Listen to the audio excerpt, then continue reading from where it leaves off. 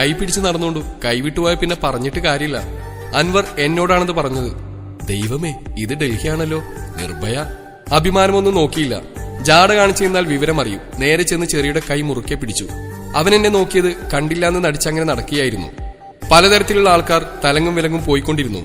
അങ്ങനെ നടന്നു പോയിക്കൊണ്ടിരിക്കുമ്പോൾ മനഃപൂർവ്വം ആണോന്നറിയില്ല, എതിരെ വന്ന ഒരുത്തൻ എന്റെ ഷോൾഡറിൽ വന്ന് ഇടിച്ചുകൊണ്ട് പോയി. പെട്ടെന്ന് എന്റെ കയ്യിലെ ചെറിയുടെ പിടുത്തം മുറുകാൻ തുടങ്ങി. കൈത്തണ്ട വല്ലാണ്ട് വേദനിക്കുന്നു. ഞാൻ അസഹനീയതയോടെ തിരിഞ്ഞു നോക്കി. ചെറിയുടെ മുഖം ചുവന്ന് തുടുത്തിരുന്നു. അവൻ പല്ലിറുമ്പുന്നുണ്ടായിരുന്നു. അപ്പൊ എന്നെയാ ഞരമ്പു രോഗി തൊട്ടത് പിടിച്ചില്ല എന്നർത്ഥം. അപ്പൊ ബേജാറുണ്ട്. എനിക്കെന്തോ ചിരിയാണ് വന്നത്. എന്നാലും ഉള്ളിലെവിടെയോ ഒരു സുരക്ഷിതത്വ ബോധം തോന്നിയോ. അപ്പോഴാണ് ഓർത്തത്, ആഗ്രയിൽ വന്നിട്ട് താജ്മഹൽ കാണണ്ടേ? താജ്മഹൽ കാണണ്ടേ? രാത്രിയാവട്ടെ, എന്നിട്ട് പോവാം. ചെറി പറഞ്ഞത് കേട്ട് ഞാൻ അന്തം വിട്ടു. ഇനി എങ്ങോട്ട് രാത്രിയാവാൻ? ഇരുട്ടത്ത് കാണാൻ പോവാൻ ഇത് മിന്നാമിന്നിയൊന്നുമല്ലല്ലോ. കുറെ സംശയങ്ങൾ ഉണ്ടായിരുന്നു. പക്ഷേ ഒന്നും ചോദിക്കാൻ മെനക്കെട്ടില്ല. അങ്ങനെ വീണ്ടും റൂമിലേക്ക് തന്നെ തിരിച്ചു. ഫുഡ് കഴിച്ച് കിടന്നുറങ്ങി. ഡി എണീക്ക്. ചെറി കുലുക്കി വിളിച്ചപ്പോഴാണ് ഉണർന്നത്. പണ്ടാരം, ഇത്ര പെട്ടെന്ന് നേരം വെളുത്തോ? ഉറക്കച്ചടവോടെ ഫോൺ എടുത്ത് നോക്കിയപ്പോൾ 12 മണി. പോവണ്ടേ? ചെറി ചോദിക്കുന്നത് കേട്ടു. എനിക്ക് മുള്ളാനില്ല, നീ പോയി മുള്ളിവാ. ഞാൻ വീണ്ടും തിരിഞ്ഞു കിടന്നു. ചെറിയുടെ ചിരി കേട്ടിട്ടാണ് തിരിഞ്ഞു നോക്കിയത്. ഞാൻ നോക്കുന്നത് കണ്ടപ്പോൾ അവൻ ചിരിയടക്കാൻ പാടുപെടുകയാണ്. സത്യം പറയാലോ, ആ ചിരി കണ്ടപ്പോൾ തന്നെ പകുതി ഉറക്കം പോയി. ഇങ്ങനെ ചിരിക്കുന്നത് ആദ്യമായിട്ട് കാണാം. പഹയന് ഒടുക്കത്തെ മൊഞ്ചാണല്ലോ. റബ്ബേ, കൺട്രോൾ തന്നേക്കണേ. ഡി, ഞാൻ താജ്മഹൽ കാണാൻ പോണ കാര്യ പറഞ്ഞേ. ചെറിയുടെ മറുപടി കേട്ട് ഞാൻ അന്തം വിട്ടു. ഈ നട്ടപ്പാതിരക്കാണോ താജ്മഹൽ? ഇതിന് വട്ടായോ?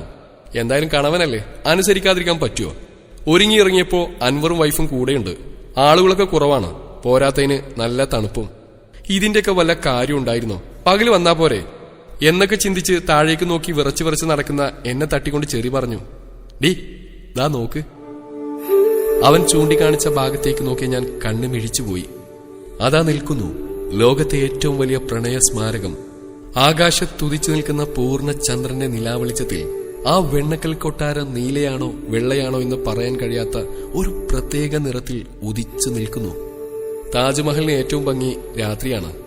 ചെറിയത് പറഞ്ഞപ്പോൾ ആരാധനയാണോ അത്ഭുതമാണോ എനിക്ക് അവനോട് തോന്നിയതെന്നറിയില്ല. വെറും കലിപ്പം മാത്രമല്ല അപ്പൊ കക്ഷി. കുറെ നേരം ആ തണുത്ത നിലാവത്ത് നോക്കിയിരുന്നു. തിരികെ മടങ്ങുമ്പോൾ പുലർച്ചെയായിരുന്നു. നല്ല മഞ്ഞുണ്ടായിരുന്നു. എന്തോ ഉള്ളിലെവിടെയോ ഒരു സന്തോഷം തോന്നി. റൂമിൽ ചെന്ന് നന്നായി ഉറങ്ങി. എണീറ്റപ്പോ ഉച്ചയായിട്ടുണ്ട്. വീണ്ടും പുറത്തിറങ്ങി പേരുകേട്ട സ്ഥലങ്ങളിൽ കറങ്ങി. അതെ, താജ്മഹലിൽ പോവണ്ടേ? പകല് പോയാ അകത്ത് കയറാം. ചെറി ചോദിച്ചു. വേണ്ട, അതിന് രാത്രി തന്നെയാ ഭംഗി. അതങ്ങനെ തന്നെ നിന്നോട്ടെ. എനിക്കെന്തോ പകല് വെളിച്ചത്തിൽ അത് കാണാൻ തോന്നിയില്ല. അല്ലേലും നമുക്ക് പണ്ടേ നിലാവിനോട് പെരുത്തിഷ്ട. എന്തോ അന്ന് രാത്രി എനിക്ക് കിടന്നിട്ട് ഉറക്കം വന്നില്ല. കുറെ തിരിഞ്ഞും മറിഞ്ഞും കിടന്നു. അവസാനം എഴുന്നേറ്റിരുന്നു. ചെറിയ വിളിക്കാൻ തുടങ്ങി. അതെ, ഒന്നെണീറ്റേ, എനിക്ക് താജ്മഹൽ കാണാൻ പോണം. നാളെ പോവാ. ചെറി ഉറക്കച്ചടവോടെ പതിയെ പറഞ്ഞു. എനിക്കിപ്പൊ പോണം. നാളെ പോകാന്നല്ലേ പറഞ്ഞു. അതെന്താ, ഞാനിപ്പോ പോയാല്?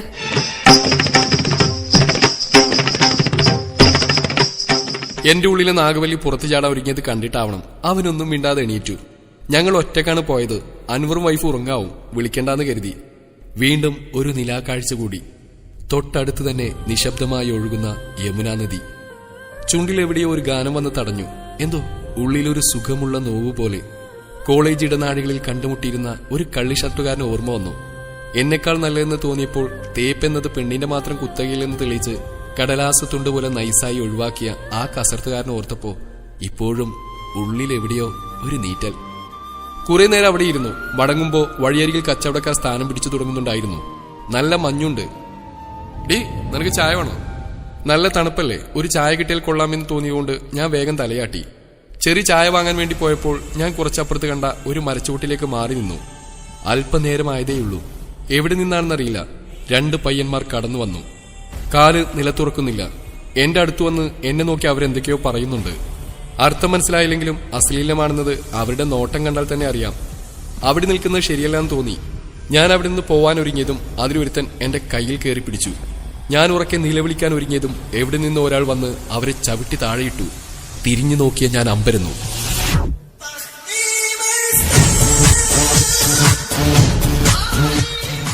തുടരും.